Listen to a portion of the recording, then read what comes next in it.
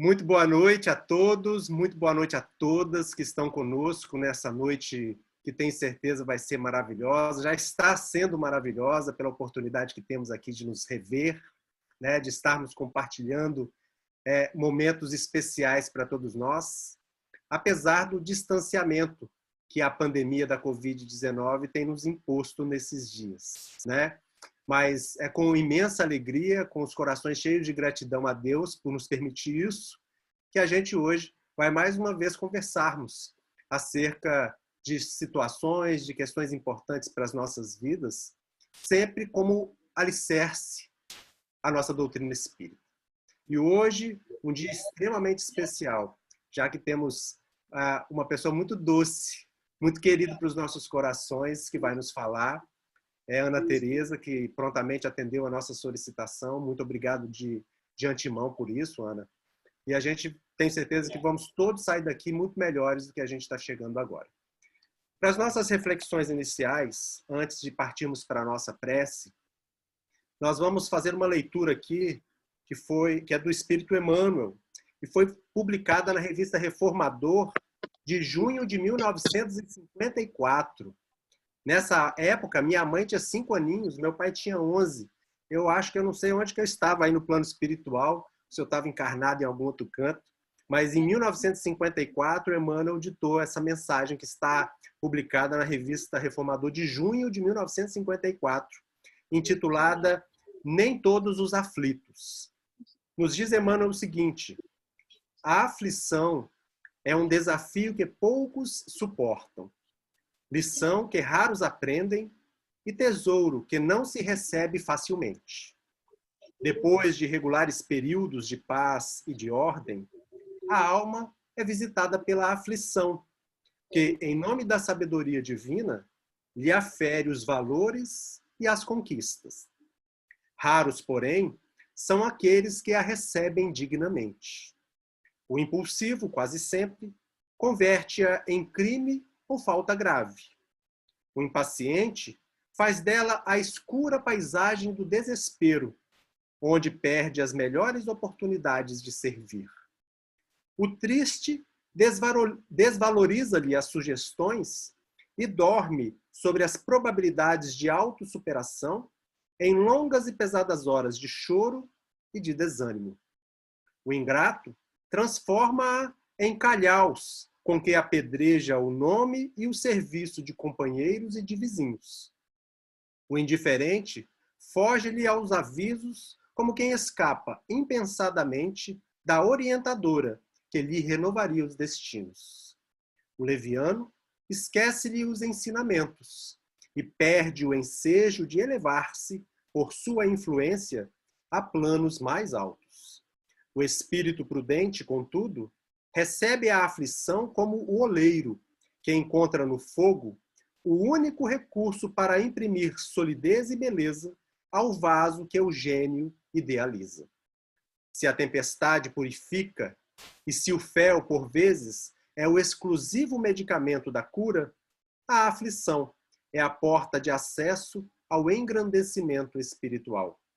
Só aquele que a recebe por instrumento de perfeição consegue extrair-lhe as preciosidades divinas. É por isso que nem todos os aflitos podem ser bem-aventurados, de vez que somente aproveitando a dor para a materialização consistente de nossos ideais e de nossos sonhos, é que podemos atingir a divina alegria da esperança vitoriosa na criação sublime de aprimoramento eterno a que todos somos chamados pela vida comum, nas lutas de cada dia. Muito bem. Assim, com essas reflexões iniciais, vou convidar a todos para que nós possamos, neste instante, serenarmos-nos um pouco, aquietarmos os nossos pensamentos, as nossas preocupações, deixarmos um pouco de lado e juntos, aproveitando esse momento grandioso dessa reunião em torno da mensagem do Cristo, possamos nós elevarmos os nossos pensamentos ao alto. Ó Senhor Jesus, mestre e companheiro, amigo incondicional de nossas almas. Aqui estamos, Senhor, uma vez mais, com os corações jubilosos pela oportunidade preciosa que mais uma vez nos permite. Agradecemos por esta oportunidade e por todos os dons que tem nos ofertado constantemente.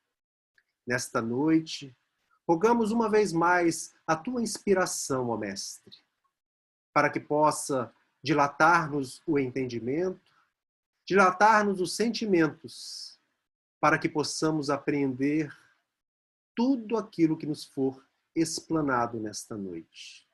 E assim, enviando as nossas vibrações positivas, encorajadoras, rogamos a Ti que abençoe e envolva a nossa companheira Ana Teresa, que estará aqui conosco nesta noite, a nos falar sobre a Tua mensagem libertadora. Que ela, Senhor, possa encontrar sempre os recursos necessários da fala e dos sentimentos, para que, nos tocando, possamos nós sentir-vos e assim nos transformarmos. Que a Tua paz, o Teu amor, envolva os nossos corações e mentes, hoje, agora e sempre. Que assim seja. Pois bem, meus irmãos, mais uma vez é uma alegria imensa a gente estar junto nessa sala aqui que já reúne 35 pessoas.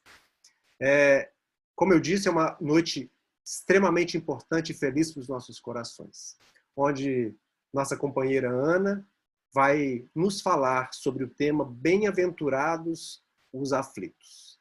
Sei que será muito bom para todos nós. Ana, a palavra é sua. E Jesus te abençoe. Olá. Então, muito obrigado, André. Muito obrigado, queridos todos dessa casa. Eu me sinto muito honrada de poder estar com vocês aqui essa noite para compartilhar meus estudos, minhas reflexões, né? Em doutrina espírita a gente aprende uma coisa muito bacana, que como todas as verdades são relativas, o que a gente compartilha são as nossas experiências, são as nossas reflexões, mas que estão sempre abertas, né, a receberem modificações e transformações. Então, o que eu vou apresentar são reflexões acerca do que Jesus trouxe para nós, mas não significa que é a verdade absoluta, né? Então, estou aqui aberta para a gente depois, para vocês perguntarem à vontade. Se eu souber responder, façam perguntas fáceis, e a gente vai poder aprofundar um pouquinho mais, né? Esse conhecimento maravilhoso. Então, as bem-aventuranças, vou falar um pouquinho delas de um modo geral primeiro, para depois especificar essa que eu vou conversar com vocês, né? Essas bem-aventuranças, quem as descreveu para nós é o evangelista Mateus. No capítulo 5 do Evangelho de Mateus, nos versículos 1 em diante, ele vai distribuir para a gente, né, essa fala de Jesus, que é uma sequência muito interessante mesmo. E essa sequência, gente, ela não é uma sequência qualquer. Então, olha que coisa interessante que você pode observar nas bem-aventuranças. Olha só. Então, Jesus começa com: bem-aventurados os pobres em espírito, porque deles é o reino dos céus. Bem-aventurados os aflitos, que é o que a gente vai conversar, porque eles serão consolados. Bem-aventurados os mansos, porque herdarão a terra.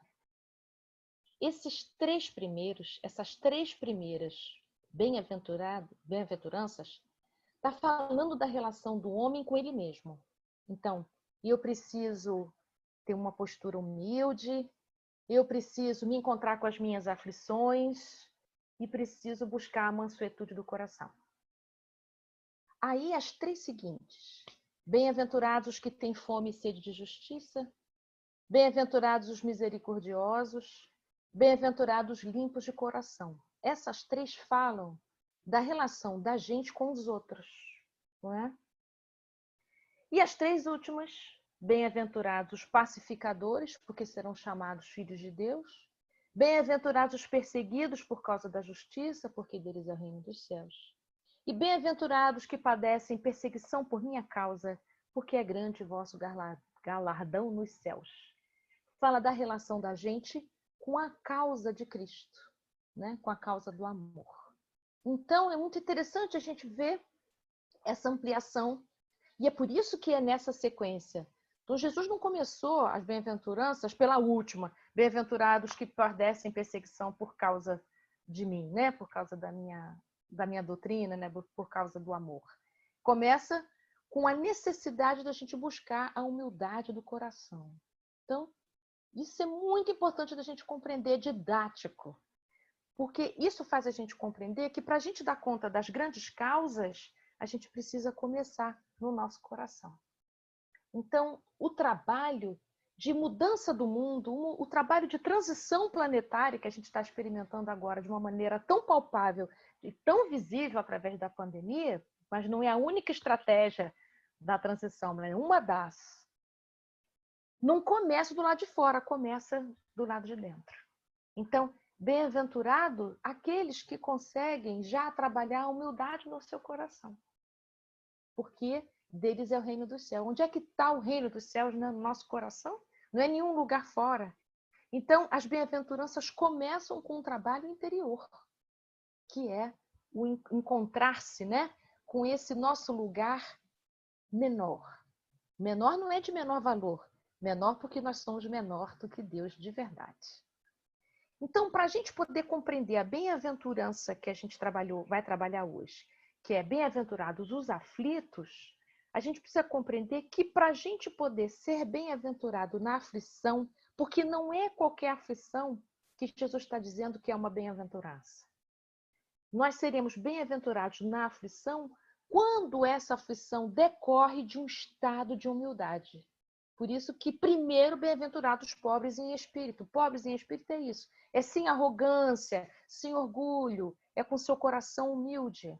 É com seu coração no tamanho que seu coração tem, no tamanho que o homem tem, que nós somos pequenos diante de Deus, né? Então, quando a gente está nesse estado de humildade, em que a gente reconhece o nosso lugar nesse universo, aí sim a sua aflição é bem-aventurada. Porque quando a gente está vivendo uma aflição que decorre da nossa arrogância, por exemplo, quando a gente tem raiva, quando a gente está revoltado, porque o mundo está desse jeito, porque a gente não se conforma. Como é que Deus faz uma coisa dessa? Onde é que está Deus que não resolve essa pandemia? Esse tipo de aflição não é considerado um bem-sofrer, não é considerado uma bem-aventurança. Só se torna bem-aventurado aquele que sofre quando o seu sofrimento decorre do reconhecimento de uma dor que nos faz crescer. Então a gente precisa descobrir que aflição é essa que Jesus está se referindo para dizer bem-aventurado. A gente vai pensar que Jesus é maluco. Como que ele pode achar bom a gente sentir aflição e ainda dizer que essa aflição vai ter consolo, né? Então, hoje a gente precisa conversar aqui e descobrir que tipo de aflição que Jesus está dizendo que tem acolhimento pela espiritualidade maior. Então, o tipo de aflição que decorre da culpa, será que essa aflição tem acolhimento na espiritualidade maior? O tipo de aflição que é as nossas ansiedades pelo dia de amanhã, as nossas preocupações, a aflição que diz respeito ao que ainda não aconteceu. Esse tipo de aflição é acolhido pela espiritualidade maior? Temos consolo para ela? Qual é a aflição que nós somos bem-aventurados e teremos consolo para ela? Então, é disso que a gente precisa conversar hoje, não só para a gente aprender a sofrer direito, porque Leon Denis diz que a gente precisa aprender a sofrer, viu? No capítulo sobre a dor ele fala isso, aprende a sofrer. Mas ele também diz assim, não estou dizendo com isso que vocês devem aplaudir a dor, mas se a dor chegou na sua atmosfera, se a dor está tá no seu campo, está com você essa dor, que você possa dar um bom lugar para a sua dor. O que seria esse bom lugar para a dor, né?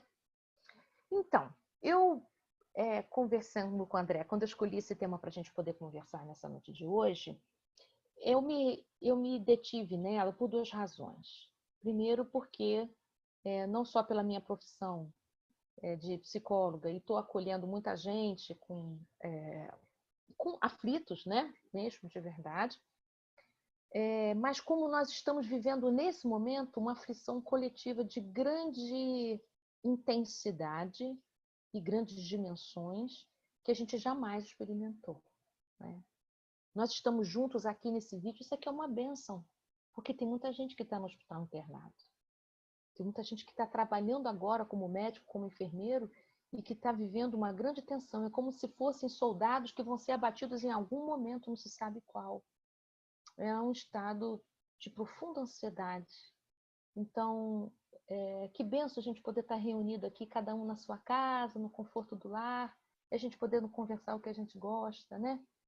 Então, é até esquisito a gente sentir aflição assim, porque nós estamos sentindo aflição por não saber o que vai ser o dia de amanhã, mas, em certo sentido, nós somos assim bem agraciados por estarmos aqui ainda com saúde, né? E, se Deus quiser, vamos manter essa saúde até o final da quarentena. Mas, olhando essas aflições, eu fui percebendo que cada um de nós experimenta essa aflição de um jeito. Então, eu fui observando aqui em casa, eu e os meus familiares, observando os meus amigos, e pude reparar e perceber que cada um estava vivendo essa pandemia de um jeito. E fui vendo também em minha própria experiência como eu também fui mudando de humor. Não é? No começo era até um pouco divertido, né? Tocar música na janela. Eu tenho amigos compositores que começaram a tocar na janela. Tiveram uns que resolveram fazer limpeza nos armários, uns que resolveram se dedicar à jardinagem, mas chega uma hora que isso se esgota. E começou a acontecer desavenças por coisas pequenas. Outros acordavam deprimidos, outros acordavam já chorando, outros começaram a ter insônia. E essa gama de sofrimentos tão diferentes me fez lembrar o que a doutora Elizabeth Kubler-Ross, que é uma médica que já desencarnou, que pesquisou muito, muito mesmo, sobre os pacientes que estavam perto de desencarnar. Então, ela tem um livro famoso chamado Sobre a Morte e o Morrer, em que ela descreve e mostra que todos nós que estamos perto de morrer ou estamos perto de pessoas que vão morrer, vivemos fases emocionais dessa experiência. Essas fases ela chamou de fases do luto. E eu comecei a perceber que a gente estava experimentando essas fases do luto, só que não eram de pessoas mortas, mas eram da nossa maneira de viver que desapareceu. Então, eu trabalhei até o dia 15 de março, do lado de fora da minha casa. No dia 16 de março eu já não saí de casa. E estou até agora aqui em casa, né? Nós estamos no dia 2 de maio, eu estou desde o dia 16 de março em casa. De repente, a maneira de viver que eu tinha, que os meus familiares tinham, que todo mundo tinha, essa maneira de viver sumiu. E mais estranho ainda é que os nossos lares não estavam preparados para a gente ficar nesse lar 24 horas. Nós estruturamos o nosso lar para ele nos receber determinadas horas da nossa vida, mas não 24 horas todo dia. E nós também não tínhamos ainda convivido com as pessoas da nossa casa tantas horas seguidas. Então, nós fomos assim compulsoriamente levados a ter uma experiência de aprendizagem, de convivência na emergência. Então, a melhor metáfora que eu escutei nesses dias aí é o seguinte: é igual trocar o pneu do carro com o carro andando. É assim que a gente está. Então, por exemplo, nós estamos aqui usando o Zoom, eu e vocês. Eu aprendi a usar o Zoom há pouquíssimas semanas e, de repente, todo mundo está usando o Zoom ou o Skype para se comunicar, ou videochamadas de WhatsApp. Eu desenvolvi ferramentas de dar aula assim. E nós estamos assim, trocando o pneu do carro com o carro andando e vivendo a quarentena. Quer dizer, ninguém estava preparado para viver isso. Então, a gente tem que esquecer essa história de estou me preparando. A gente já está vivendo a transição planetária. Que ela não está no fim, não, viu, gente? A transição planetária ainda está no seu curso. Nós ainda temos uma grande etapa para vencer, que é o que nos aguarda no final dessa quarentena e o que nós vamos fazer a partir dela. E até porque o mundo de regeneração não é um mundo ditoso ainda. O mundo de regeneração ainda tem dor. Então a gente fala, às vezes, do mundo de regeneração com muita fantasia, assim, né? Mas é claro que o mundo de regeneração é melhor do que o mundo de prova e expiação, mas ainda é um estágio que ainda temos muito feijão com arroz, viu? Muito angu aí para a gente atravessar. Mas nós já estamos cada dia melhor. É importante lembrar isso. A lei do progresso é sempre para frente. Então, para poder afirmar isso que eu estou contando para vocês, eu vou ler para vocês uma questão no Livro dos Espíritos, que é a questão na lei do progresso, para poder confirmar isso que eu estou contando para vocês, que a gente está cada vez melhor. Olha só o Kardec fazendo uma pergunta. Quando ele fez o Livro dos Espíritos, não estava rolando pandemia lá. Olha a pergunta dele. Bastante grande, é 784, tá? Bastante grande é a perversidade do homem. Não parece que em vez de avançar, o homem está andando para trás? Olha a pergunta dele. Ele teve uma impressão, porque ele está estudando ali do progresso e está dizendo assim, olha, espíritos queridos, vamos falar aqui um português claro, aliás, um francês sincero, né? A gente está andando para frente mesmo? Porque eu tenho a impressão que o homem está tão perverso que parece que está andando para trás. Aí os espíritos respondem. O que vocês acham que os espíritos responderam, hein? Que a gente estava andando para trás? Bom, resposta. Enganas-te. Observa bem o conjunto. Então, assim, para de ficar olhando o pequenininho. Você tem que ter um olhar alongado, amplo, um olhar do alto. E verás que o homem se adianta assim, pois que melhor compreende o que é o mal. E dia a dia vai diminuindo os abusos. Faz-se mister que o mal chegue ao seu excesso para tornar compreensível a necessidade do bem e das reformas necessárias. Então, o que os espíritos estão dizendo para a gente? Poxa, a pandemia não é sinal que a gente andou para trás, mas ela veio corrigir excessos. Não é para nos castigar, gente. A pandemia é um adoecimento que chegou para todos, independente de que classe é ou de que lugar do planeta, porque está em todos os lugares do mundo. É um flagelo, né? Faz parte da lei da destruição, não está fora da programação, está dentro do nosso processo de amadurecimento, que veio cuidar dos nossos excessos. Olha só que coisa interessante que os Espíritos estão dizendo para a gente. A gente precisa chegar, às vezes, no excesso para a gente entender o meio. Porque nós temos dificuldade de entender o que é o meio do caminho para a gente. O que é o caminho do meio, o que nos faz bem. A gente faz isso com feijoada, não é? A gente come uma feijoada danada, aí depois diz que foi, sei lá, a linguicinha que fez mal. Não foi a linguicinha, que você comeu 3, 4 pratos de feijoada que te deu dor de barriga. Então, às vezes, a gente precisa do excesso para poder chegar na medida certa. Às vezes, a gente está numa relação afetiva tão lesiva e a gente fica achando, não, foi só aquele dia, né? Uma vez eu conversei com uma jovem que tinha marcas roxas no braço. E para mim era claro que ela tinha apanhado de alguém. Daí eu perguntei para ela, mas que marcas são essas no seu braço? Aí ela passou a mão e disse assim, briguinha de amor. Que distorção é essa? Se você precisa machucar alguém, ou ser machucado para se sentir amado, tem uma coisa esquisita, não? Mas precisa do excesso. Algumas pessoas, ou nós, no nível evolutivo em que a gente se encontra, como a gente confunde prazer com sofrimento. Então, nós às vezes estamos numa relação de trabalho perversa e não nos damos conta que a gente precisa sair, que a gente precisa renunciar e escolher uma relação de trabalho mais saudável, uma relação afetiva que eu tenho medo, que eu me sinto assombrado. Por que a gente não consegue se despedir dessas coisas? Por que a gente não consegue sair desse mal? Precisa chegar no excesso para eu conseguir me sentir no direito de romper, de renunciar. Aí, olha só, questão 257, também do Livro dos Espíritos. Só escolhi questão bacana, hein, para a gente hoje. Na questão 257, o Kardec vai fazer um ensaio teórico das sensações. Ensaio teórico quer dizer assim, ele arriscou o pensamento dele. Bom, agora eu vou dizer o que eu estou entendendo aqui. Aí, olha só, no 9º parágrafo, diz Kardec. Os sofrimentos desse mundo independem algumas vezes de nós. Uau! Como assim? Muitas vezes são devidos à nossa vontade.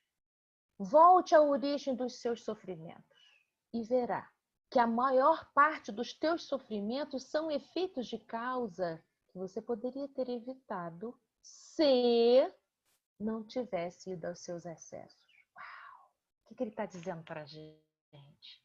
Que grande parte do nosso sofrimento não precisaria estar na nossa vida. Mas como a gente não consegue dizer não, não consegue parar, é totalmente seduzido, a gente vai deixando, vai deixando, vai deixando, e o mal vai crescendo, vai crescendo, vai crescendo. Aí quando a gente não aguenta mais, aí a gente consegue romper. E aí o caminho de volta, como é? Igualzinho do filho pródigo, não é?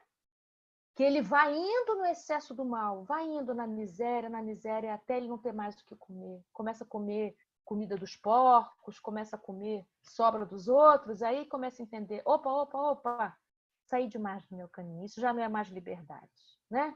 Eu preciso fazer o caminho de volta para casa. Então eu penso, olha que metáfora que está sendo essa pandemia. É um convite de volta para casa física, e para a casa do seu coração, que é a casa da sua alma. Nós todos estamos sendo convidados a fazer essa conexão com o nosso eu interior. Opa, então quer dizer que a gente andava fora de casa? Sim! Só uma pessoa fora de casa que fica nesse nível de vida totalmente excessivo. Então nós estamos tendo a oportunidade da gente rever nossos excessos. Rever.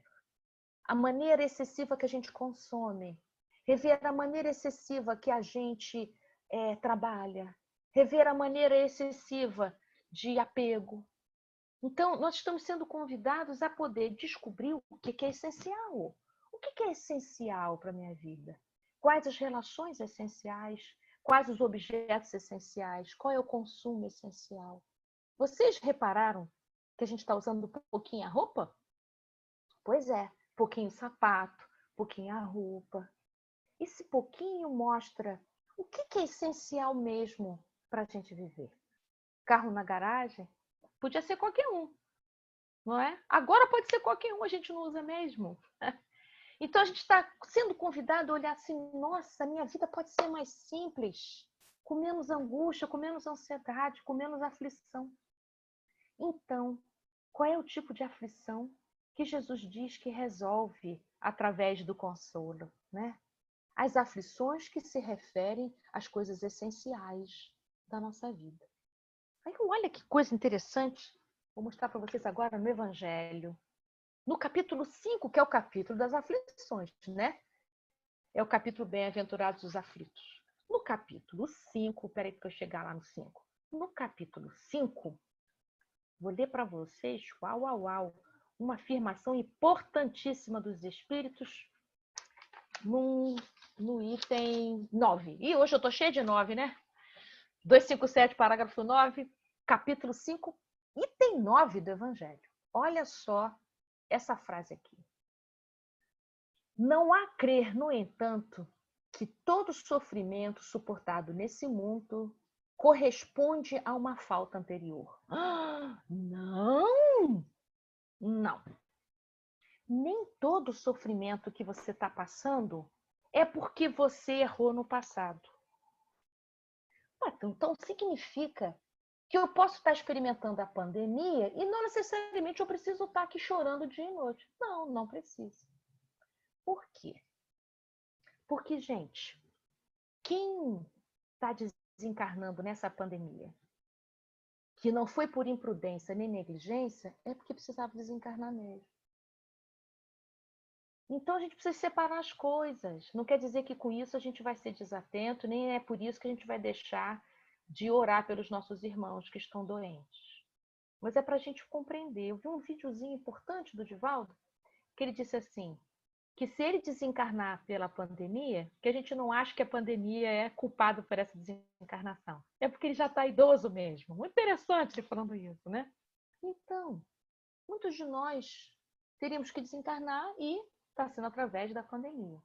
Mas muitos outros não. Pode ter sido por imprudência, pode ter sido por negligência. E o que esse item do Evangelho está contando para a gente? Nem tudo que a gente sofre é por uma falta anterior. Pode ser, então, pelo quê? Pode ser um sofrimento que você criou pelos seus excessos, pela sua falta de percepção do que é essencial, ou pode ser que você tenha escolhido um sofrimento para acelerar o seu crescimento. Quem fala isso para a gente? Leon Denis fala para a gente isso no capítulo chamado A Dor, no livro O Problema do Ser, do Destino e da Dor. Ele diz que tem 4 tipos de dor que são bem-aventuradas. 4 tipos. A primeira é essa dor da pandemia, que são dores que vêm, sofrimentos que chegam na vida da gente para nos ajudar a sair do excesso. Então, é a dor que protege, é a dor do limite, é a dor que nos falta quando a gente tem, por exemplo, anestesias. Sabia que às vezes a gente fica com a nossa alma anestesiada? Essa falta de dor não é bom para a gente, não. Então, pessoas que são muito mentais, que não choram, que não se compadecem, que parece que tem um coração frio. Sabe por que uma pessoa escolhe o raciocínio como caminho, como modo de viver? São espíritos que já sofreram muito. São espíritos muito sensíveis, que talvez numa outra existência, ou talvez nessa mesmo, tenha sofrido demais. E aí, então, passa a viver a vida toda na cabeça, como se fosse uma maneira de poder sobreviver. E é verdade que sobrevive, só que paga um preço caríssimo, porque passa a ter um coração congelado. Mas o nosso coração não é genuinamente congelado, né? Isso é uma defesa vigorosa. Então, às vezes, um sofrimento vem para ajudar o seu coração a descongelar. Então, essa é a dor que Leon Denis diz que é a dor proteção. O segundo tipo de dor é a dor que acelera, essa que está descrita no Evangelho, capítulo 5, item 9. É um sofrimento que não decorre de uma falta, é um sofrimento que o espírito escolhe antes de encarnar para acelerar seu progresso. Nós podemos escolher isso.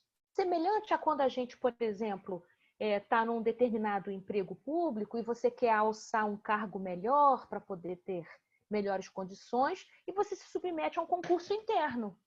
Então, é um tipo de prova que você não precisaria passar, mas você escolhe para poder acelerar algo. Então, para a espiritualidade maior, nós às vezes podemos escolher algum tipo de sofrimento desse porte para poder acelerar o nosso progresso. Não é? Esse é o segundo tipo de dor. Então, dor que acelera. Então, dor que protege, dor que acelera. Vamos ver um terceiro tipo de dor? Dor que liberta. Essas sim, têm correspondência com o passado. São dores que chegam na vida da gente para a gente ajustar algumas cenas complicadas das nossas famílias do passado, principalmente. Por exemplo, um tipo de dor que liberta, uma expiação, uma dor congênita que você tem. Porque, sabe, gente, tem dor que não é para ser resolvida.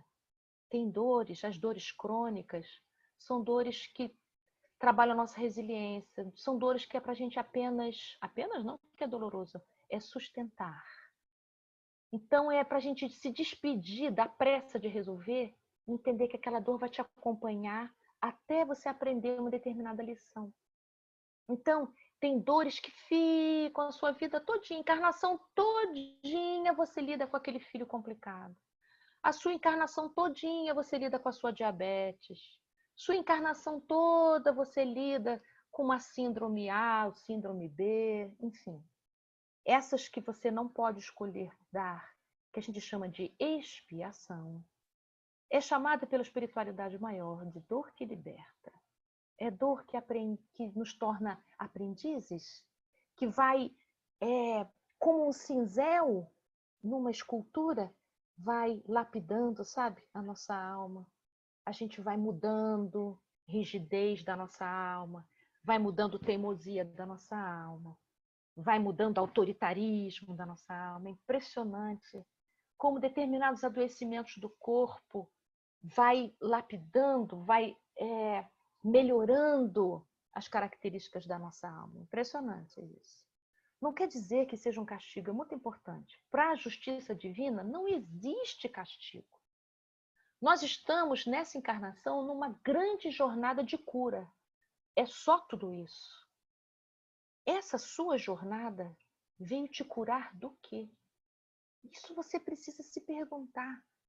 Essa encarnação, o que é que eu vim curar? Porque nós somos doentes, gente. Não precisa de pandemia para isso, né? Esse nosso planeta aqui é um hospital. Todo mundo aqui está em tratamento. O seu tratamento é o qual? O que é que você veio curar nessa existência? Não precisa ser uma lista, não, viu? Um item só tá bom. Então, ó, eu falei que tem dor que protege, que é nos ajudar ao limite dos excessos. Eu falei que tem a dor que acelera, né? Aquela dor que a gente escolhe para andar mais rápido. Não precisava dela, mas ela te ajuda a acelerar. O terceiro tipo de dor que eu falei é o tipo de dor que liberta a gente dos nossos desvios do passado. E o quarto tipo de dor é a dor que amadurece. São as dores relativas às perdas, geralmente perdas afetivas, perdas de status, perda de emprego, perdas enormes de bens materiais. As dores relativas às perdas são perdas que amadurecem no nosso espírito. É impressionante como é que essas perdas vêm ajudar a gente a desapegar e ajudar a gente a visitar âmbitos da nossa alma que a gente não iria mesmo sem as perdas, né? Vamos ser sinceros aqui, falar um francês bacana que Leon Denis fala, que a gente não iria nesses lugares se não fôssemos visitados por esse tipo de experiência. Essas 4 dores que eu estou me referindo está no capítulo sobre a dor e revelação pela dor, no livro O Problema do Ser, do Destino e da Dor. Por que eu estou me referindo a esse capítulo do Leon Denis? Para a gente compreender que essa bem-aventurança que Jesus está falando, bem-aventurados os aflitos, porque eles serão consolados, ser consolado significa, olha, essa dor vai passar. Porque é uma dor que tem a condição do consolo nela. Não é porque a gente é gente boa e vai ser consolado, porque Deus é para todos. Para Deus não tem escolhidos, eleitos. Isso é uma invenção humana. Nós somos filhos de Deus, ponto. Você pode ser criminoso, você pode ser perverso. Deus também é pai de Hitler. Assim como é pai de Jesus, como é pai da gente. Um pai não escolhe filho. Pai ama todos, né? Então, não tem essa de que se eu for bonzinho, Deus vai me amar mais, como se Deus fosse Papai Noel. Deus não é Papai Noel. Então, Deus ama seus filhos igualmente. Porque Deus sabe que é nosso Criador, que o que separa os filhos entre si é o tempo. É só o que nos separa. O que nos separa do mundo primitivo para um mundo ditoso e feliz é só o tempo, gente. É isso que nos separa.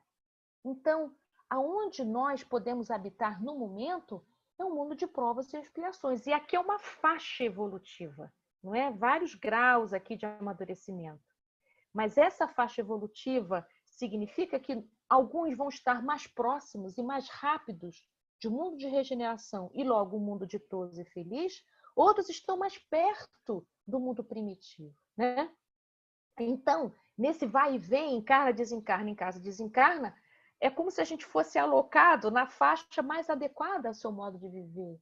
Nesse sentido, nosso livre-arbítrio, ele define em que faixa que você está vibrando. E significa que nós podemos trabalhar o nosso espírito a ponto de podermos acelerar o nosso progresso e, claro, reduzir o tempo de sofrimento nas nossas experiências. Porque o que mantém a gente mais tempo no sofrimento é o quanto a gente resiste, né? Não sei se eu já contei aqui, já nem sei se foi quando eu fui a Teixeira de Freitas, né? Mas eu fui a uma cidade sei se foi Catalão, agora não estou me lembrando que é tanta cidade. Eu estava na fila de autógrafos e um senhor chegou, sem livro na mão, e disse assim para mim, duro, sabe?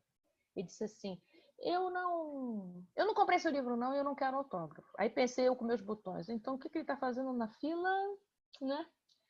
Aí ele disse assim, eu vim te fazer uma pergunta. Aí pensei eu comigo, ai meu Deus, tomara que seja fácil. E aí ele disse assim, quanto tempo dura um sofrimento? E é isso, a gente quer saber quanto tempo dura a pandemia. Quanto tempo eu vou ter que sofrer isso ou sofrer aquilo? Quem determina a duração do sofrimento não é a Organização Mundial de Saúde. Quem determina a duração do sofrimento é o quanto você resiste à presença daquele sofrimento na sua vida. Quanto mais a gente resiste, quanto mais a gente diz não, mais tempo aquele sofrimento vai ficar. Porque é a gente que torna esse movimento de isolamento social para a gente poder sobreviver como um confinamento ou como preparação para um estágio melhor. Quem é que define isso é como você interpreta isso. Então, se eu olho para um sofrimento físico e entendo que aquele sofrimento está chegando na minha vida para me ajudar a fazer modificações na minha alma, eu estou experimentando esse sofrimento de uma maneira diferente. Agora, se eu experimento esse sofrimento com revolta, com raiva, quando eu não entendo por que eu estou sofrendo aquilo, mais tempo ele vai durar. Mas não dura mais tempo porque Deus nos castiga com isso. Eu prolongo esse sofrimento. Porque a gente pode criar o sofrimento do sofrimento, não é? Imagina, eu cortei um dedo aqui, sei lá, me machuquei aqui com um copo que quebrou na minha mão e aí eu machuquei o dedo. Eu posso dedicar minha energia para cuidar do meu ferimento. Ou eu posso ficar com raiva de mim de ter cortado o dedo. Eu fico com dois sofrimentos. Isso vai tornar a minha experiência de cortar o dedo muito mais intensa do que se eu tivesse só me dedicado a cuidar do ferimento. Então, quantas vezes a gente dobra, triplica o sofrimento porque a gente gasta energia na não aceitação, na inconformação, na raiva. E aí a gente não tem quase energia para agir na direção da nossa cura. Então, quando Jesus está falando para a gente assim, bem-aventurado você que está aflito, porque você vai ser consolado, bem-aventurado você que, ao reconhecer o que está acontecendo com você, você pode chorar a sua dor. Então, é essa aflição que Jesus está convidando a gente, né? Reconhece o que está doendo, mas dá lugar para o que está doendo, não para você morar na revolta, mas para você poder olhar para o que está acontecendo com você e poder ver qual é a finalidade disso na minha vida. Aonde me leva essa aflição? Qual é a mensagem que essa aflição trouxe para mim? Aí, gente, eu descobri um livro sensacional, lindinho. Não sei se vocês conhecem esse livro. Chama-se Luz Imperecível. Esse é um livro mineiro. É um livro que foi reunido aqui os estudos de um estudioso do Evangelho chamado Honório de Abreu. Ele fazia umas reuniões chamadas Miudinho, porque ele procurava assim os mínimos detalhes das palavras de Jesus. E aí, eu peguei o significado desse estudo dele sobre bem-aventurados os aflitos. Então, ele vai pegar esse bem-aventurados os aflitos e ele vai pegar aqui para vocês. Ele chamou esse estudo de lágrimas, porque ele definiu, em vez de bem-aventurados os aflitos, ele pensou, bem-aventurados os que choram. Então, ele diz o seguinte, quando a gente chora, isso aqui está no capítulo 14, tá? Que é lágrimas, ó. Mateus, capítulo 5, versículo 4. Então, bem-aventurados os que choram. Aí ele vai fazer uma metáfora linda. Ele vai dizer o seguinte, quando a gente chora, a lágrima lava os nossos olhos. Então ele pega essa metáfora e vai dizer o seguinte, então quando a gente está numa aflição, em que as nossas lágrimas são sinceras, elas decorrem de um reconhecimento da alma sobre os passos dados. Ou seja, vamos pensar, né? Se você está percebendo que essa dor veio para te corrigir dos excessos, aí você começa a reconhecer, realmente, eu me excedi em tal e tal coisa. Ou quando você percebe que essa dor veio para te acelerar, realmente, essa dor aqui eu escolhi para poder dar um salto, para melhorar a minha maneira de ver as coisas. Ou quando você percebe, essa dor veio para me ajustar alguma coisa do passado, eu estou reajustando mesmo, né? E aí você começa a bem dizer essa dor, ela veio te amadurecer, em vez de você se revoltar, diz ele. Quando a lágrima lava seus olhos, a sua visão muda sobre as coisas. Então, o choro vem para uma ampliação da sua visão, da sua experiência. Olha que beleza isso. Ele ainda diz mais, que quando as lágrimas vêm e escorrem nos nossos rostos, elas vêm cicatrizar os sulcos deixados pelas experiências. Nossa, eu fiquei até arrepiada, gente. Eu nunca pensei nisso. Então ele diz, essa lágrima, quando decorre de uma experiência em que você está se encontrando com a sua verdade, você não está ali mais igual um bebezinho batendo pé, em que você está reconhecendo os passos dados, ele diz, essa lágrima regenera o tecido dos sulcos deixados pelas dores vividas. Ah, isso é bonito demais, não, gente? É por isso que os espíritas dizem que quem desencarna de câncer desencarna curado. É claro, porque aí o seu perispírito já abriu mão, já limpou, já lavou, já depurou, já deixou aqui na carcaça velha as dores e as mágoas do passado. Isso é bonito demais. Então, bem-aventurado você que chora por isso. Se você chora pelo reconhecimento dos seus desvios, bem-aventurado é você. É só isso que Jesus veio dizer. Que bom você já está podendo perceber onde é que você estava, não é, patinando, onde é que você estava escorregando, onde é que você estava, né, batendo o pezinho. Então, bem-aventurado você, porque olha, esse teu choro tem acolhimento nos colos de Jesus? Tem sim. Consolo é uma palavra boa porque ela diz assim, ó, com, ou seja, junto daquele que está solo, daquele que está sozinho. Então, ser consolado, né? Você não está sozinho. A espiritualidade está junto de você quando o seu choro é desse. Aí eu volto lá para o início da nossa conversa. Eu não falei que as 3 aventuranças, as 3 primeiras, são as do homem consigo mesmo? Significa que bem-aventurado é você que chora, se esse teu choro, se esse teu reconhecimento, se essa dor vem por você já conseguir ocupar um lugar de pobre de espírito, que seja um lugar de humildade no seu coração. Então, gente, sejam bem-vindos todos vocês, todos nós, que podemos chorar por essas experiências que com certeza libertam o nosso coração e que nos dirigem, né, para ser consolados pelos braços, pelo coração e pelo olhar de Jesus. Tá bom assim? E aí podemos chegar nas perguntas, André, que já são 10 para as 8, né? Gente, ó, Ana, eu sou seu fã de carteirinha, né? Vou montar o fã clube. Opa! Vou montar um fã clube aqui. Muito obrigado. As palavras, pelo menos para mim, disseram muito. E eu gostaria de iniciar as perguntas, já falando, pessoal, quem quiser fazer, levanta a mãozinha. Aí tem uma ferramenta que chama Levanta a Mão, manda a pergunta no bate-papo, que às vezes eu não consigo ver todo mundo aqui na tela. Mas eu queria te fazer uma pergunta inicialmente, Ana. Naquela circunstância, você falou de todas as coisas que a gente consegue entender. Né? À medida que a gente vai se debruçando sobre o estudo, o entendimento, a gente entende. Como a gente faz, às vezes, se você sabe que aquilo tem um caminho, tem um objetivo que é te fazer melhor. Mas e quando você, às vezes, não consegue se desvincular dos hábitos nocivos que você criou? Né? Daquela reclamação, daquela circunstância onde você vê, você entende, mas ainda não consegue se transformar.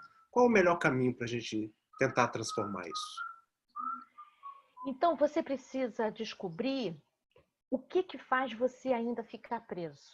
Porque quando a gente está querendo se libertar de algo, tenta e não sai, então, em vez de ficar olhando, ai meu Deus, que eu não consigo sair, ai meu Deus, eu não consigo sair, olha ao contrário. O que ainda me prende aí? O que ainda me interessa aí? Logo de primeiro você vai dizer assim, ah, nada me interessa. Não, nada não, senão você já tinha saído daí. Então, por exemplo, eu já descobri que naquele meu trabalho eu já dei tudo o que eu podia, mas eu não consigo ir embora do meu trabalho. Qual é a crença que te sustenta para você continuar aí ainda? Então, você vai começando um outro tipo de reflexão. E se você ainda não consegue descobrir o que é que te prende, faça preces. Antes de dormir, conversa com seu espírito protetor. Diz para ele assim, né? Vou dar uma dica, não é que você pode pedir, né? Me mostra. Por favor, me mostra o que eu não estou conseguindo ver. Eu estou tão mergulhado nessa complicação aqui que eu arranjei que eu não estou conseguindo ver. Me mostra, por favor, durante o sono. Eu preciso ver. Eu quero ver. De verdade, eu quero ver. E você faz essa prece todo dia, gente. Você vai começar a perceber coisas. Você vai acordar com lembranças, você vai acordar com imagens, às vezes uma frase inteira, ou durante o dia você vai ter um sinal. Um amigo vai te dizer alguma coisa, você vai abrir uma página, ao caso você vai sacar outra coisa. De repente você vai entender, descobri o que que me prende. E aí você vai ter que se dedicar a cuidar disso que te prende para você poder se libertar. Respondi? Respondido sim. Tem aqui a nossa irmã Ivana, que também está com a mãozinha levantada aqui. Vou ativar o áudio. Opa, Ivana, cadê Oi, você? Ivana, seu microfone está liberado. Fala Ah, para já nós. tô vendo ela. Eu não tô conseguindo escutar a Ivana. Nem eu. Fala aí, Ivana. Fala aí. Ouviram? Agora sim. É meu microfone que estava meio com problema. Boa noite, tudo Boa bem, noite, Ana? querida. Tudo bem? Ótima explanação, eu não tive dúvidas. Muito, Opa, que beleza! muito bacana mesmo. E eu estava até conversando aqui com o Fernando, como a gente tem um suporte bacana, que é o Espiritismo. A gente ainda não é lúcido, racional bastante para não sofrer, né? Então, eu acho que o primeiro impacto realmente é de aflições. Uhum. A gente se aflige, mas depois a gente fala, calma, eu tenho uma ferramenta a meu favor e eu vou usar. E aí a gente começa a digerir, a gente começa a trabalhar, é aquele bem e mal sofrer, né? Eu Isso. acho que a gente está vivendo um momento impactante para todos nós e realmente não é bacana. E a gente está no momento, a gente está aqui privilegiado, né, ouvindo você, confortando corações. Eu acho que isso nos faz melhor, sim. Eu acho que o espírita praticante tem um grande favor, é um grande legado que é esses instrumentos da doutrina. Isso tudo, esse legado que Kardec nos deixou. Uhum. E a gente tem que usar isso a nosso favor, né? Tudo isso que você acabou Nossa, de falar com o André, né? Orações, tudo. Muito isso. bacana. Isso. Que obrigado, Ivana. Muito obrigada. A doutrina, ela é consoladora. Não é porque ela diz, ah, coitadinho de você. A doutrina, ela é consoladora porque ela mostra o significado do sofrimento e a finalidade dele. Então, nada é arbitrário. É muito diferente a gente passar por alguma coisa achando que é assim que é e ponto, acabou. Agora, quando a gente começa a entender, não, peraí, isso aqui que eu estou passando, isso aqui tem uma finalidade, isso aqui tem um proveito, isso vai me ajudar a ser melhor. Isso é completamente diferente, né? Alguém Mais mais alguém? gostaria de fazer alguma consideração, fazer alguma pergunta? Dou-lhe uma, dou-lhe duas. Então, eu tenho uma coisa para mostrar para vocês. Se ninguém tiver alguma pergunta, eu tenho uma coisa que eu guardei Não, para o final que pode eu quero mostrar. mostrar. Pode ser? Pode. Pode. Mas não significa que vocês não possam perguntar, tá? Vocês podem perguntar. Então, é assim, eu estive estudando um texto que se referia a uma escultura de Michelangelo.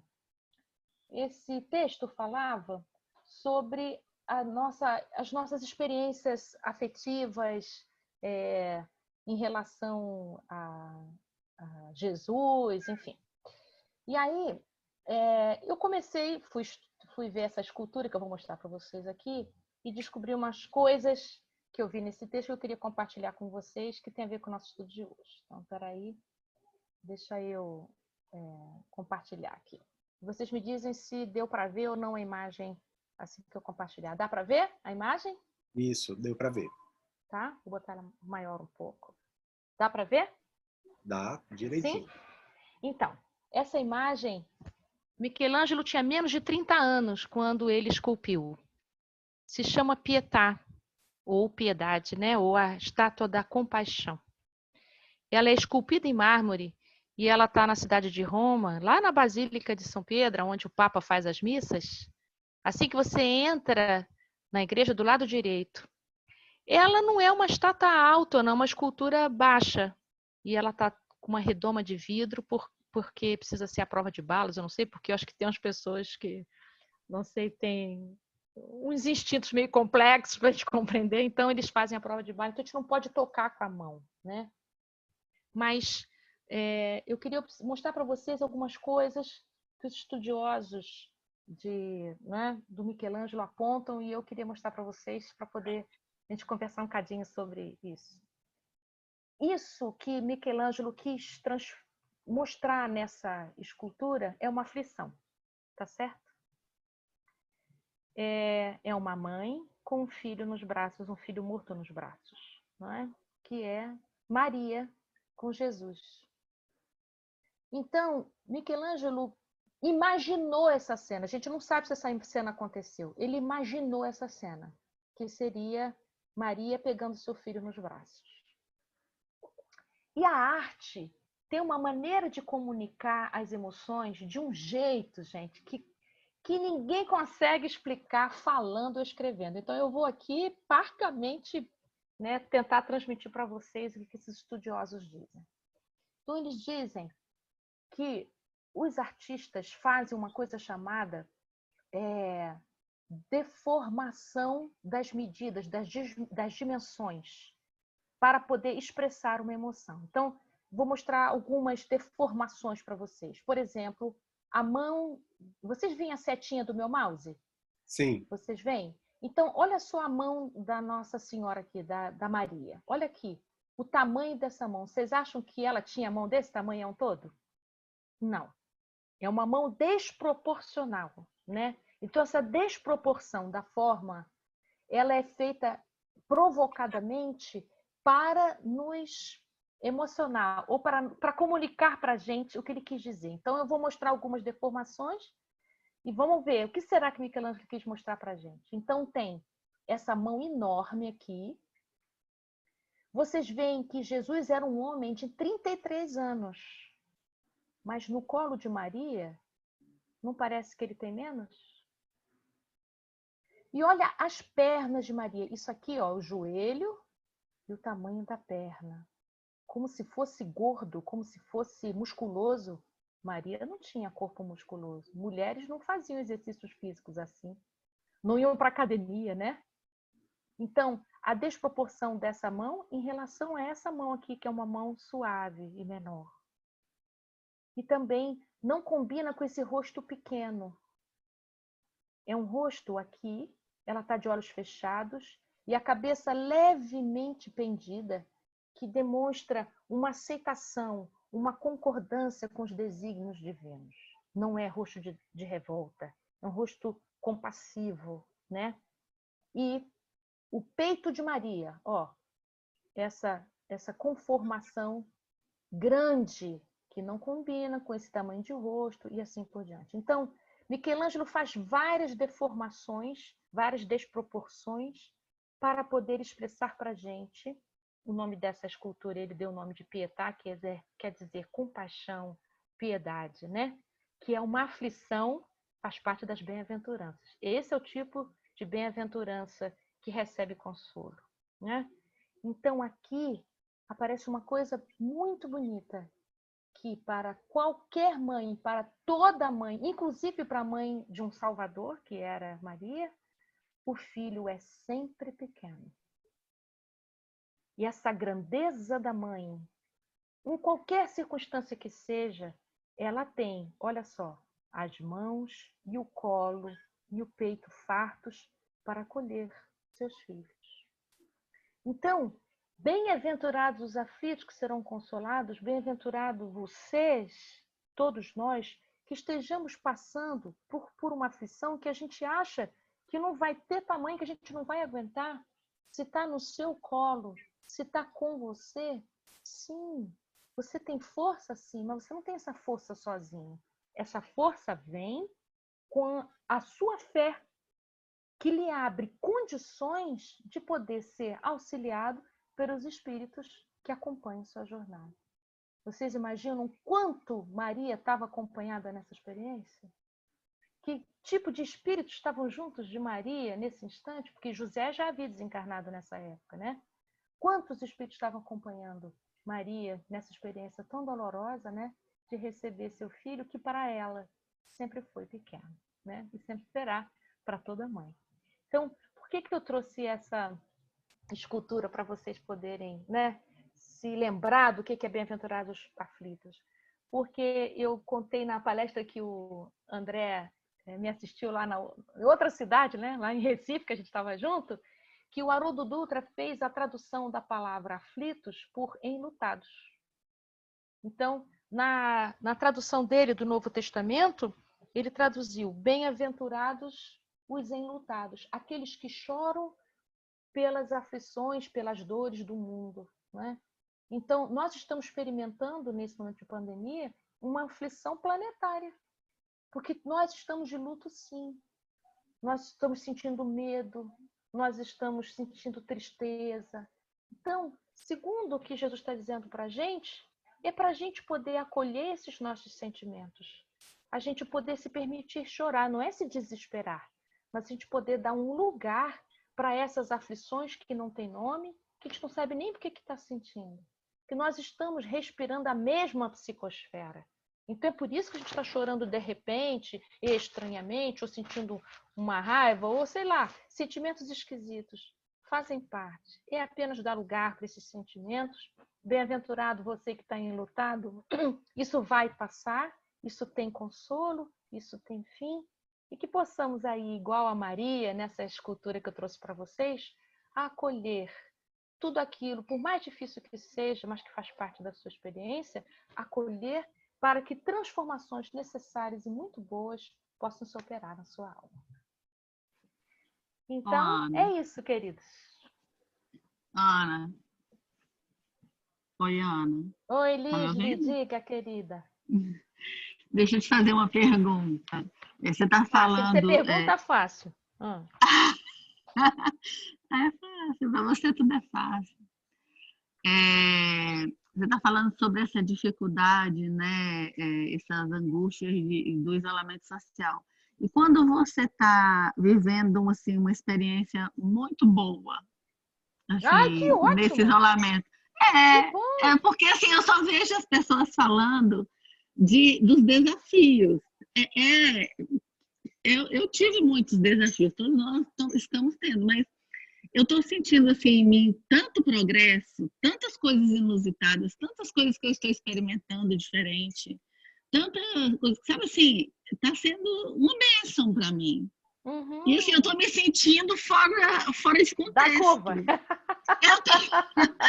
Eu tô apaixonada, eu não quero sair desse isolamento nunca mais. Você não quer que a quarentena acabe, né? Não, eu não quero. Eu tô descobrindo uma Lisli tão boa, uma paz de espírito tão boa, assim. Eu tô me vendo fazendo coisas, tendo os insights, assim, impressionantes. Sabe por quê, Lisli? Sabe por que você está sentindo esse bem-estar? Porque para algumas pessoas que estavam experimentando algum tipo de pressão para produzir, pressão para se modificar, pressão para isso, pressão para aquilo, a quarentena tirou a pressão. E aí você pode... E talvez essa quarentena possa responder uma grande pergunta e possa te ajudar a ver: a minha vida é boa como ela é. Não preciso ficar inventando a roda. A minha vida é boa assim. Eu não preciso fazer nada muito complicado para ser feliz. Se eu posso ficar feliz assim como minha vida é, então quando eu continuar a quarentena, eu posso continuar assim. E se a pressão vier, eu posso responder para a pressão: isso não me pertence. Porque eu já escolhi que é assim que eu quero experimentar a minha vida, né? Não sei se eu já compartilhei isso com vocês alguma vez. A gente conversa tanto, né? Eu, você, o André, que eu já nem sei. Mas agora estamos aqui com um grupo gostoso conversando juntos, né? Eu fiz uma vida acadêmica longa, com muitas coisas, mestrado, doutorado, publicação de livro, eu achava que eu tinha que ser professora de universidade. Então, quando apareceu o concurso, os meus colegas todos, meu orientador, você tem que fazer o concurso, você tem que fazer para a Universidade Federal, não sei o quê, não sei o quê, não sei o quê. E o meu coração dizia uma coisa, minha cabeça dizia a outra. A minha cabeça eu concordava com eles. Quando no meu coração, a minha vida estava boa do jeito que estava. Podendo fazer as palestras espíritas em todos os lugares que eu gosto de ir, dando as minhas aulas, atendendo os meus pacientes, fazendo os grupos de estudo. Se eu me tornasse uma professora 40 horas, que é o concurso que eles queriam que eu fizesse, eu ia ter que me dedicar para aquilo e teria que abrir mão de muita coisa. E eu entrei num conflito. Porque, afinal de contas, eu já tinha feito uma trajetória toda nessa direção e eu tinha todas as condições para passar numa prova assim. Porque eu sei falar, porque eu sei escrever e assim por diante. Tinha titulação suficiente e o concurso era o tipo de disciplina que eu gosto de falar. Então, assim, sabe quando tudo diz que é para ser, mas o meu coração não ia. E aí, então, eu cheguei à conclusão que eu não ia fazer aquela prova. E eu fiquei muito... é que eu vou dizer assim, muito aflita com essa decisão, mas eu decidi que eu não ia me inscrever. E os meus amigos se inscreveram para esse concurso. E geralmente é uma vaga, né, gente, essas provas. Conclusão, gente. 7 pessoas se inscreveram para essa prova que eu ia me inscrever. 6 pessoas faltaram. Uma foi para a prova e não passou. Nossa. Olha, eu não preciso nem dizer para vocês que eu adorei quando acabou. Eu falei, ai meu Deus, eu fiz a decisão certa. Ai, meu coração se pacificou. Eu fiquei feliz da vida. Assim, gente, eu fiz certo, eu não ia passar mesmo, que beleza e tal, não sei o quê. Bom, aí eu fiquei bem alguns meses. Daqui um pouco, novo concurso. Ai, meu Deus, eu entrei em crise. Meu, se inscreve, não escreve, não escreve, não escreve. E aí eu fui fazer uma palestra no Amapá. Olha como é que a gente precisa, às vezes, ir longe para descobrir o essencial. Fui para o Amapá e eu ia fazer a palestra no dia seguinte. Eu fui no dia anterior, porque o Amapá é longe pra caramba, gente. A gente pega não sei quantos aviões para chegar lá. Quando cheguei lá no Amapá, me preparando para a palestra no dia seguinte, revendo o que eu ia falar, eu tive um insight. Eu descobri por que eu fiz mestrado e doutorado. Não é para eu ser professora na universidade. É para eu poder falar direito. Era para eu escrever direito, poder fazer palestra direito. Foram caminhos que, para mim, foram os caminhos possíveis para eu fazer melhor o que eu já adoro fazer. Então, não era para eu fazer nenhuma grande transformação. Era simplesmente para eu acolher a minha vida exatamente como ela era, só que com mais propriedade. E aí eu comecei a entender que não eram 2 caminhos, a minha vida acadêmica e a minha vida como espírita, era uma coisa só. Eu senti tanta alegria no meu coração que agora pode participar. Posso até fazer se eu quiser uma prova dessa, mas qualquer prova que apareça, eu não sinto mais aflição. Então, às vezes a quarentena vem, foi uma espécie de quarentena que eu fiz, porque eu fui para muito longe, é a gente poder se encontrar com a nossa verdade. Afinal, o que é que eu quero da minha vida e não o que os outros dizem que eu tenho que querer da minha vida. Quando a gente encontra isso, gente, nossa, não tem consolo maior do que isso. Então, aproveita a tua quarentena. Aproveita, fica feliz com a sua quarentena. Não quero nem sair da quarentena mais. Já vai fazer da sua vida uma quarentena, né? Uma quarentena, É isso, que seja. É isso, amores. Alguma pergunta, algo mais que eu possa esclarecer, que eu possa contribuir com as reflexões de vocês? Olha, eu acho que tá excelente. O bate-papo aqui, se deixasse, a gente ia ficar aqui até bem tarde. Até Mas eu acho que meia-noite, né? eu acho que agora o nosso bate-papo é com o Pai do Céu, né? Tá Então, a gente, certo. mais uma vez, gostaria de te agradecer imensamente pelo carinho, pela forma Eu que que você traz agradeço. as nossas reflexões, né? Imagina. E a gente roga a Deus que continue te abençoando pela sua caminhada. Mas vou te pedir, então, explorando um pouquinho mais da sua boa vontade, Vamos fazer a nossa para prece. você ser a intermediária para Que a beleza. conversa com o Papai do Céu para nós. Tá bem? Olha, eu vou compartilhar uma música, tá? E vocês me dizem, André, se ela está num som muito alto ou não.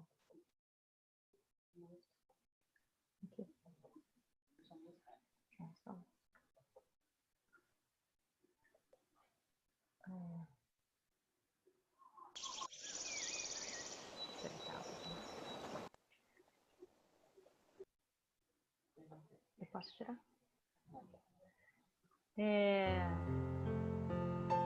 Essa altura tá boa? Eu acho que eu concordo, hein? Tá boa? Tá bem. boa? Tá bem. Então vou convidar vocês para fechar o olho um pouquinho. Respirar bem profundo.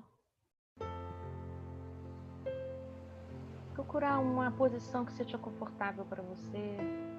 Você não ficar se mexendo, né? Se acalmar.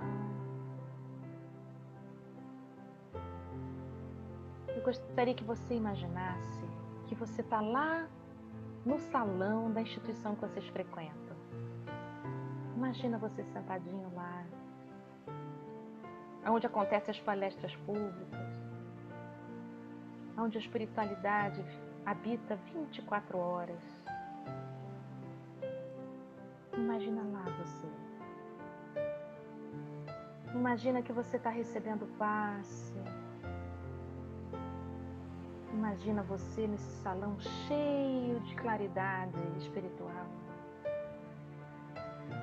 E a gente então vai dizer assim: Senhor Jesus, nosso companheiro de todos os momentos, aqui estamos nós, seus tarefeiros do bem, no encontro de irmãos, compartilhando experiências, falando do amor que você ensinou com tanta clareza. Nós viemos pedir não só por nós, queremos pedir por todos nós, nossos entes queridos, os desconhecidos, os profissionais de saúde, aqueles profissionais que mantêm as nossas cidades funcionando, os que cuidam dos alimentos, os que cuidam do nosso lixo, os que cuidam de todas as coisas para que a nossa vida possa continuar. Que a sua luz amorosa, Mestre querido, possa envolver todos. E que os nossos anseios, que se encontram nesse momento estacionados, possam encontrar um bom lugar ao longo do tempo. Possamos nos sentir acolhidos, que a nossa tristeza tenha lugar, mas também que a nossa alegria tenha lugar. Que possamos nos sentir protegidos por essas bênçãos que caem sobre nós infinitamente. Fique em nossos corações e abençoa-nos hoje e sempre.